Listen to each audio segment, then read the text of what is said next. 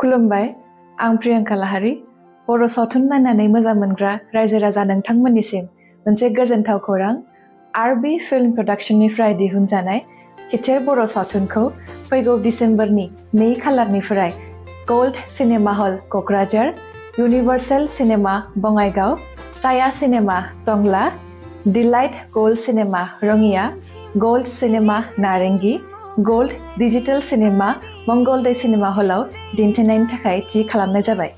आसा खालामो नोंथांमोना गासैबो लैहोर लैहोर फैनानै जोंनि बे खिथेर बर' सावथुनखौ नायफैगोन आरो थुलुंगा होगोन होननानै मिजिंथिबाय। गोजोन्थों। दायनिगिरिखौ खिथेर लानायाव दायनिगिरियासो खिथेर लाफिनोब्ला बियो देरसिन दायनिगिरि। बेबादि दायनिगिरिखौ खेबसेयैनो हाथफ्लासो खालामनांगौ। जायनो आं गोसो होयो बेनो आं सोलो होयो, जायनो आं सोलो होयो बेनो आं जिउ होयो।